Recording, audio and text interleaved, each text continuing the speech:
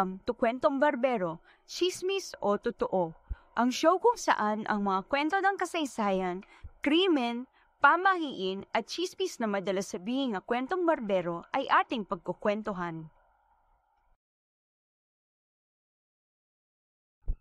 Ako si Marites Historian. Sa ating channel, hindi lang chismis kundi pati mga misteryo ng nakaraan, pamahiin, krimen at kasaysayan Pilipino ang ating pag-uusapan. Pero hindi lang dito nagtatapos ang ating kwentuhan. Dahil kahit ang mga kaganapan at kasaysayan ng mundo ay may connection din sa ating paniniwala, kultura at karanasan. Madalas ang mga ganitong kwento ay sinasabing kwentong barbero dahil sabi nila, gawa-gawa lang daw, puro sabi-sabi. Pero teka lang, hindi ba't may mga kwento na dating chismis pero kalaunan ay napatunayan totoo?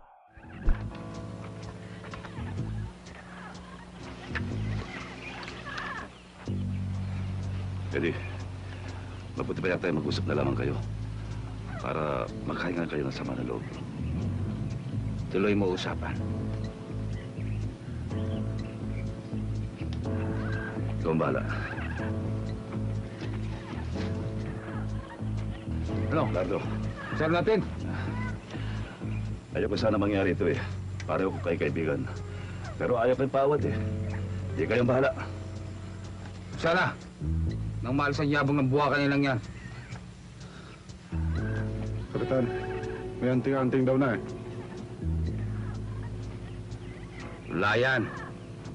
Alam mo, Cardo, kung gulpihan lamang ang laban namin ni Putik, tiyak yan. Pinakapahinga niya sa aking gulong. Isang pangalan niya hindi lang basta kriminal, kundi isang alamat na bumalot sa kasaysayan ng Cavite at ng buong Pilipinas. Siya ay si Leonardo Malihan Manisio, o mas kilala bilang Nardong Putik. Totoo ba na may anting-anting si Nardong Putik kaya siya laging nakakataka sa ambush? Halika, pag-usapan natin. Sino nga ba si Nardong Putik? Para sa marami, siya ay isang gangster, sangkot sa mga krimen tulad ng murder, kidnapping at armed robbery. Pero may mga kwento na siya raw ay parang isang Robin Hood, nagnanakaw sa mayayaman para tumungan ng may hirap. Hindi kumpleto ang kwento ni Nardong Putik kung hindi babanggitin ang kanyang sikat na anting-anting. Ito raw ang dahilan kung bakit siya nakakaligtas sa maraming engkwentro at makakatakas sa mga barilan. Tinawag siyang Putik dahil ang kanyang ama ay si Juan Manisio na mas kilala noon sa bansag na Juan Puting. Sa mga panahon na iyon, madalas nakikilala ang isang tao base sa pangalan o reputasyon ng kanilang angkan. Bakit na ba naging Robin Hood figure ang isang kriminal? Sa panahon pagkatapos ng World War II, magulo ang Pilipinas, hirap sa ekonomiya at unstable ang politika. Maraming tao ang nawalan ng tiwala sa gobyerno. Kaya kapag may lumalabas na tao na nagnakaw sa mayaman para ito mahati sa kapwa mahirap, kahit na gumagamit siya ng taas, nagkakaroon siya ng suporta. Nagiging idolo ang isang outlaw. Ipinanganak si Leonardo Malihan Manisio noong March 25, 1923 sa Sabang, Dasmariñas, Cavite. Ang tatay niya na si Juan Manisio ay isang magsasaka na malapit sa mga mala-impluwensyang pamilya tulad ng Karungkong, Mangubat at Barzaga. Ang pinakamalaking turning point sa buhay ni Leonardo ay nangyari noong October 1944 sa panahon ng Japanese occupation. Pinagnakawad at pinatay ang tatay niya ng mga kalaban sa politika na miyembro ng isang guerrillang group. Dahil dito, pumasok si Leonardo sa factional politics ng Dasmariñas. Noong 1944, inappoint siya bilang police officer ni Mayor Felicissimo Carungkong. Naging fully armed retainer din siya ng Carungkong Mangubat Barzaga Clique. Ang posisyon na ito ang nagbigay sa kanya ng kapangyarihan para hanapin at pagbayarin ang mga pumatay sa tatay niya. Naging bahagi siya ng pagdami ng private armed group sa Pilipinas pagkatapos ng gera. Ang mga unang aksyon niya ay tila sinusuportahan pa ng mga lokal na politiko. Ipinapakita nito kung paano naging malabo ang linya sa pagitan ng batas, politika at krimen sa Cavite noong mga panahon na iyon. Ayon sa Philippine Constabulary Files, sangkot si Nargong Putik sa iba't ibang krimen simula pa noong 1948, kabilang ang illegal possession of firearms, kidnapping, armed robbery at murder. Bukod pa diyan, nauugnay din siya sa car theft, pagtatanim at pagbebenta ng marijuana, protection rackets at murder for hire. Madalas bilang gunmile ang mga politiko sa Cavite. Ilan sa mga high-profile incidents na nagpakita ng kanyang kalupitan ay ang Maragondon Massacre noong 1952. Sangkot siya sa brutal na pagpatay sa mayor, police chief at ilang pulis gamit ang hunting knives. Noong February 10, 1971, pinatay ni Nargong Putik at ng kanyang mga tauhan ang dalawang NBI agents na sina Rogelio Domingo at Antonio Dayaw. Sila ay bahagi ng team na nag-iimbestiga sa isang marijuana plantation sa Imus, Cavite na umano'y pinoprotektahan ni Nargong Putik. Nahuli, tinorture at pinatay ang mga ahente. Una siyang nakulong noong 1953 pero nakatakas din siya noong July 1955 mula sa Constabulary Stockade sa Imus, Cavite. Sa panahong ito, siya ay isang detention prisoner at umano'y reporting to pa nga kay Governor Dominador Mangubat.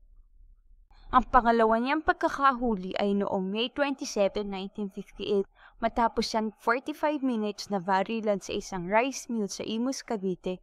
Si Manisio na mahilig sa kanyang alamat ay muling sinabi na ang kanyang anting-anting ang nabligtas sa kanya sa engkwentro.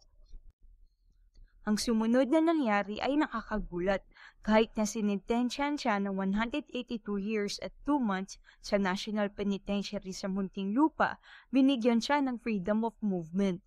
Hindi malinaw sa mga records kung ano ang eksaktong kondisyon o dahilan ng pambihirang kaluwagan na ito. Noong October 1969, muli siyang nakatakas mula sa National Penitentiary at nagtago sa kanyang bayan kung saan malapit pa rin sa kanyang mentor na si Dasmariñas Mayor Remilio Carungcong. Ang kanyang patuloy na koneksyon sa mga maimpluwensyang pamilya ay malaking tulong sa kanyang kakayahang makatakas sa hustisya at makakuha ng preferential treatment. Higit pa sa kanyang mga krimen, naging alamat si Nargong Putik lalo na dahil sa pervasive belief sa kanyang anting-anting at sa kanyang Robin Hood image. Si Manisio mismo ay nagsabi ng kanyang anting-anting ang dahilan ng kanyang pagkakaligtas at pagtakas sa maraming engkwentro at barilan. Ang mga lokal na alamat ay lalo pang nadagdagan ng kwento na nagsasabing bulletproof daw ang kanyang katawan at kaya niyang maglaho kapag tumapak sa putik. Ang paniniwalang ito sa kanyang supernatural na proteksyon ay nagbigay sa kanya ng nakakatakot na reputasyon at public mystic. Noong October 10, 1971, habang pakalapit ang pulang Chevrolet Impala ni Manisio sa checkpoint sa pagitan ng Panangitan at Tawid, tinangka siyang pahintuin ng mga pulis pero hindi siya huminto, kaya pinaputukan siya at napatay agad. Pero ang sabi ng ilang malalapit sa kanya, niloko raw siya para pumunta sa isang resort, dinroga at saka inilagay sa kanyang impala. Pagkatapos, pinaputukan daw ng mga humahabol sa kanya ang sasakyan para mamukhang napatay siya habang lumalaban. Ang pagkakaroon ng maraming magkakasalungat na kwento tungkol sa pagkamatay ni Nargong Putik ay malaking bahagi ng kanyang legacy. Kaya ang verdict, chismis dahil hanggang ngayon wala pang ebidensya na nagpapatunay na may totoong anting-anting si Nargong Putik. Ngunit sa mata ng marami, isa siyang alamat na pumatak sa kasaysayan ng Cavite.